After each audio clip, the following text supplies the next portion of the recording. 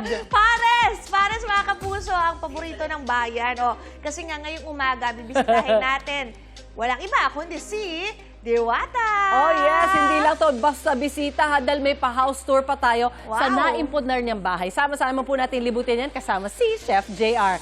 Chef, patingin kami ng bahay ni Diwata. Hey guys! Hi! Hi! A beautiful morning with the beautiful ladies. A blessed morning po mga kapuso. At syempre, beautiful story ang hatid natin sa inyo this Monday, no, Diwata? Yes. Real life stories, real life struggles, and success ang hatid natin this morning. Correct.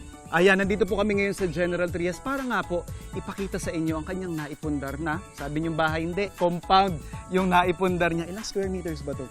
Kulang-kulang 600 square meters. Taray! And tsaka yung makikita niyo yung vibes. Talagang ito yung hinabol mo. Yes, Tahimik. tahimik. Wala ka na naririnig na... Sasakyan at saka walang away ng mga kapitbahay. mga ganyan. Oo, malayo. Parang malayo pa. oo. Wala akong natatanaw na kapitbahay sa paligid. Pero mga kapuso, bukod sa compound na napundar niya, eto, teaser. Bibigyan namin itong, ano tong nasa likod Office natin? ito. Ito Ayan. yung office ko. Office. Taray! Si Diwata may, office na ah. tayo ngayon. Pasok Ayan. kayo. So ito, mga kapuso, bali ito yung anong trabaho ang... Ito kasi, di ba, nag-dealer ako ng mga safety gears, yung mga pang-construction. So, ito Okay. naman yung office ko. Oh, so, hindi lang yung patakam sa inyo na pares ang kinabubuhay ngayon ni Diwata. Meron na rin siyang ibang racket, mga kapuso. At syempre, ito nga, yung kanyang naipundar na bahay. Sige, pasok na tayo. Tara po, iimbitahan niya na tayo dito i-tour sa kanyang napakagandang bahay. Let's go. At syempre, Diwata, tanong ko lang, for someone na alam naman ng lahat, di ba, yung kwento mo na dati Pasok kayo. Teka lang, magtatanggal tayo ng sapatos. Sige, okay lang, okay lang. Hindi, okay yan. Hindi pwede yan. Okay lang. Pilipino tayo. For someone na alam naman yung struggles mo dati na nakatira ka sa ilalim Ilalim ng tulay, tapos ilang taong kang nasa kalye. Actually, sa palaboy-laboy ko, umabot ako at mga higit siguro mga 5 years, ganyan. Oo. Kita nyo naman mga kapuso. And this is not long time ago. Recent lang din to. Oo, bago lang. Siguro mga, kailan lang kasi ako nag-viral, siguro mga way back 2023. See? Kailan lang Oo. ang gusto nating ipayo sa kanila? Ano ba yung dun sa naipundar mong bahay? Ano yung masasabi mong kahit yun yung pinanggalingan mo ay may pag-asa? Ang mga natutunan ko, kahit anong hirap ng buhay, basta hindi ka sumuko. Yes. Kung may pangarap ka, umpisahan mo na, ngayon na, at saka huwag kang sumuko. Kasi pag sinukuan mo, hindi mo makakamit yung pangarap na gusto mo kasi sumuko ka. Tama. Ganun Tama ang yun. ginawa ko. At magandang intro yan para dun sa ibang spaces na meron tayo ngayon. Siyempre, dining yung bumungad Ayan, sa atin. ito yung dining natin. I-house tour na kita din. Nandito Okay. pa lang din naman. Yes. Papakita ko na sa kung ano ba ang loob ng bahay ko. Yeah. So, ito yung dining natin. Tapos dito muna tayo sa... Ito Tapos, syempre, Napaka- ito yung sala. tabling. Tapos, syempre, meron tayong mga CCTV para makita natin yung mga parating. At protection ko na din sa sarili ko na alam ko na may Ayan. tao sa labas. So, meron tayo dyan. Oh, magandang Tapos, panyayan. syempre, ito naman yung aking studio room. Taray, Oo. studio room. May mga pailaw-ilaw ako dito ng mga eksena, mga ganyan. Kaya pag pinapatay ko yung ilaw. At itong yung studio room, so normally, anong ginagawa mo dito? Dito ako nagla-live-live, di ba? Hindi ako nagla-live-live sa yes. social media ko Okay. para walang istorbo. Tapos ito naman dito banda yung aking Okay. bedroom dito. Yung bedroom mo, Oo. yan. Ito naman yung tulugan ko, ayan. Pag mayroon akong bisita, o kaya... Bisita? Teka lang, anong bisita yan, ha? Ano ba, mayroon akong Kaibigan, kaibigan na family, gustong yan. makitulog sa akin, ay Okay. mabait naman ako sa mga ganyan. So, Okay. natutulog kami dito. Alright. So, partida, may mga exit points ka rin dito. Oo. Di ba, tatanong ko lang din kasi, I mean, kagaya ng sinasabi mo kanina, parang nahihiya ka pa na hindi mansyon yung inano mo. Pero ako, I'm so proud dito na sa ipundar mo. Saan ba galing yung pinambili, pinang-invest mo sa gantong property? Ayan, lahat ng mga kinita ko, pinag-ipunan ko talaga. Kasama na doon, syempre, sa kita ng Paris ko, ng mga gisting-gisting ko noon, sa nice. ibang negosyo ko. So, Okay. nagsama-sama siya. Mahirap din, pero kailangan mo talaga magtiyaga na mag-ipon para mabili mo yung gusto mo, katulad ito. Tama. Hindi man siya masyadong kalakihan, pero masasabi mong akin na talaga. Yun yung pinaka-importante doon, yung payak. Yes. Diba? I mean, hindi siya mansyon, pero may dignidad. Yes, Diba? decente, pero mas cute lang siya. Mas cute at tama-tama. At etong mga kapuso, syempre, dahil dalawang nasa food industry ang kasama nyo this morning, andito tayo sa kanyang kusina. O, ito. Yes, So, oo. syempre, kagaya na sabi natin, magluluto tayo ng pares. So, yung pares natin, same lang naman. So, typically, di ba, may sarili ka ng recipe. Yung sa akin naman, pinalambot lang natin yung baka yung gamit natin kasi yung tumitrending at yung nakita nila kanina sa studio is baboy yung pan mo. Yes, at mas maganda to para sa akin. Tip to para gayahin ko pagkatapos natin dito. Pwede ba? Diyos Gayahin Mario, ko. Seth, ako, siya talaga yung kukuha ng tip sa akin. Eto na yung resulta ng kanyang galing in terms sa pares. Kasi iba yung version ng Paris mo, iba rin yung sa akin. Kaya mas maganda dalawang version ko ng Oh, Paris. yes, tama, version tama. mo at saka version ko. Tama, tama. So, napalambot na natin syempre yung ating meat. Pero, ang maganda dito kasi Diwata sa gagawin natin, this time, hindi lang yung typical na pares yung gagawin natin. Gagawa tayo ng pares sotanghon.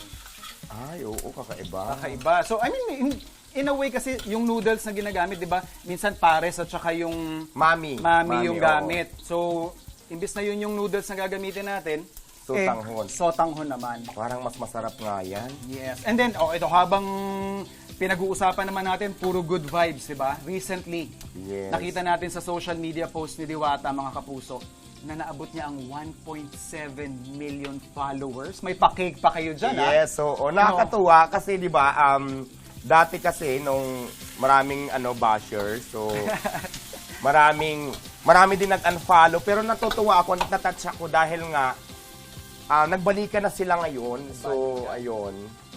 And tsaka kwan yan it's a testament doon sa character na meron ka. I mean, sure, sabi nga nila, kapag daw ang puno may bunga, binabato. Oo Diba? nga, Yun yung parang sabi nila. Naniniwala nga ako doon. Pero at least, yung kagaya na sinabi mo, hindi ka sumusuko. Diba? Correct. And very public din naman kasi yung nangyayari sa buhay mo na I'm sure marami sa mga kapuso natin yung nakaka-relate.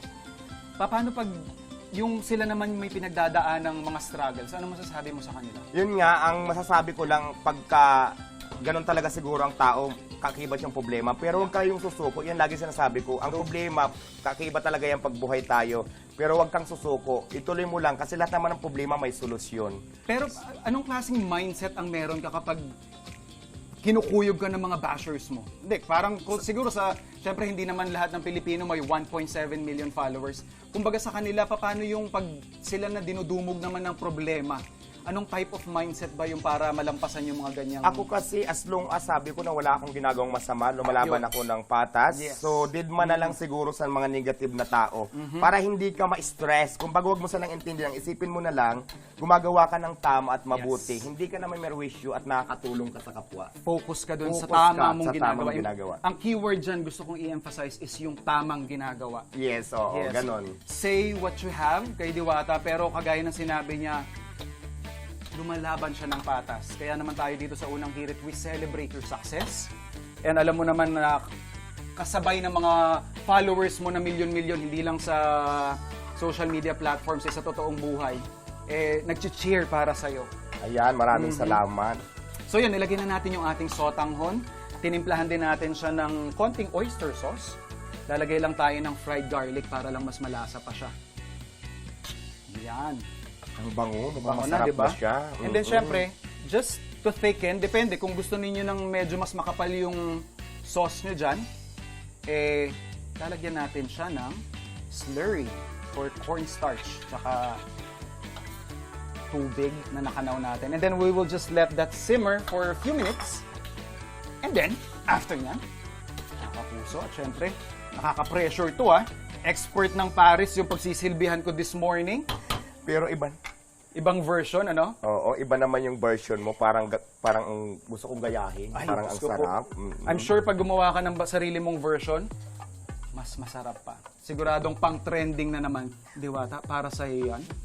At syempre, alam ko kanina mo pa sila binibigyan ng maraming advice, pero ano pang masasabi mong mga aral na pwede mong ibigay sa mga kapuso natin na nanonood sa'yo, nagtitiwala at nagsusuporta sa'yo?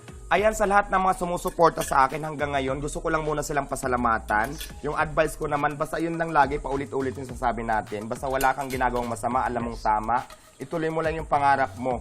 Hindi man para sa'yo ngayon, basta hindi ka sumuko, malay mo bukas, para sa'yo naman. So, yun lang. Try and try. Try lang and until try. you succeed. Correct, At tama. eto na. Pataas na ulit ang ating nag-iisang diwata, mga kapuso. Again, we're all here cheering. And syempre, thank you for being an inspiration to a lot of us. At mga kapuso, tuloy-tuloy pa po ang aming kwentuhan. At syempre, kainan mamaya. Kaya tumutok sa inyong pambansang morning show kung saan laging una ka. Unang hirit! Please, tikman mo naman. Tikman mo naman. Ay, tikman ko nga pala. Yan. Parang feeling ko, ang sarap-sarap na nga, hindi ko pa nga natitikman. Pasado ba? Sarap. From 1 to 10, I will give you 10. Perfect, sarap. Perfect! Magaya nga ito. Yes. At ito naman, Monday motivation para sa inyo. Yes. Ayan po, Oh, ganda. Lilibot tayo sa bahay ni Diwata na naipundar niya dahil sa pagsisikap niya at pagtitinda ng pares. Galing, nakaka-proud, sobra. Balikan natin si Chef JR para dyan. Chef, ano pa makikita sa bahay ni Diwata? Hi, Chef!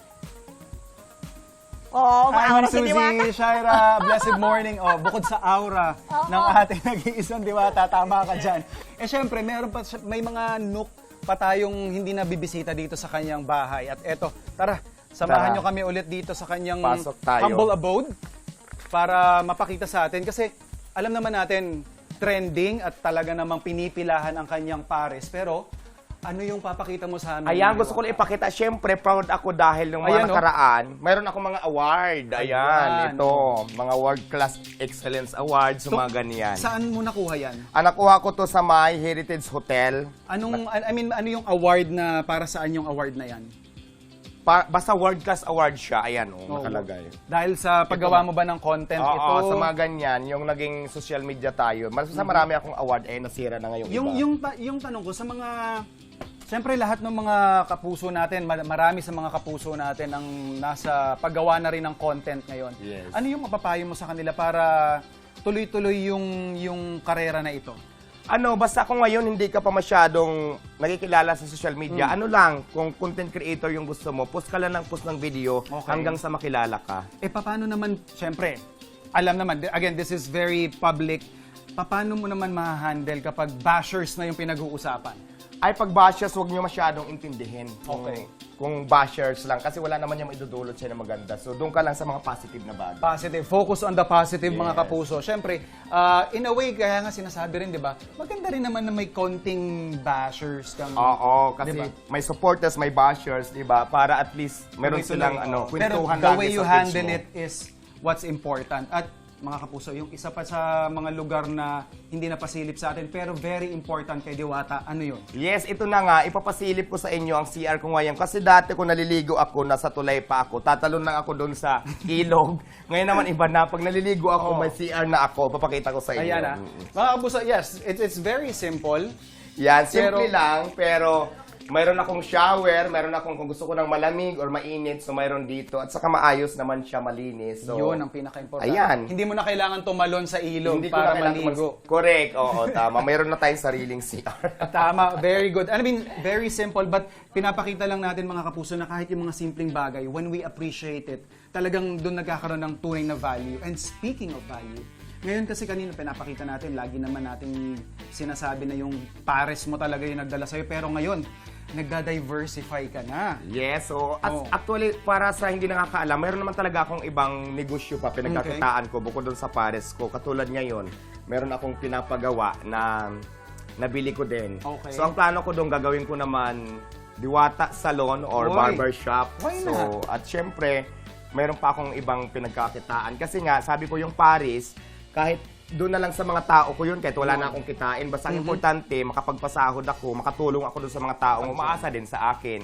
So yun. Minsan kasi yun yung motibo mo para gawin yung isang bagay, yun din yung importante, di ba? Yes, oo. So, kagaya nung sinasabi natin, pares, yung bagong bahay na to, yun ba yung pagtatayuan mo rin ng barbershop or salon mo? Yes, oo. Yun yun. Kasi hindi yun dito. Ibang lugar yun. Pero at least nabili ko din siya. Okay, sa 13 ito, no? Oo. O isang tumbling lang natin from where we are now sa General Tria. So, katabing bayan lang siya. 5 to 10 minutes lang from here hanggang Malapit doon. lang. So mas malapit lang talaga. So again, ito ikatas, Katas ng, syempre, pinagharapan ko, kasama na doon yung sa Paris ko, sa mga ibang negosyo ko, sa mga, lahat na ng racket ko, pinagsama-sama ko. So, ito na yon. Oh, mga kapuso, bukod sa masarap na kwentuhan, masarap na recipe yung share namin sa inyo, mas masarap yung mga aral na nanggagaling sa ating nag-iisang diwata. Any word of advice para sa ating mga kapuso? Ayan, sa lahat nangangarap din, sa lahat ng mga nagnenegosyo na kagaya ko, huwag kayong sumuko. Huwag kayong mawala ng pag-asa. Halimbawa ngayon, nadapa ka, huwag mong isipin na hanggang dyan ka na lang. Ang gawin mo pag nadapa ka ngayon, bumangon ka ulit, lalo mo pang galingan. Parang isipin mo na, bakit ka ba bumagsak? Siguro may kulang pa. Pagbangon mo, lalo mo pang galingan. Huwag ka lang sumuko. Kasi pag sumuko kayo, hindi nyo makakamtan yung gusto nyong pangarap kasi sinukuan nyo. Amen.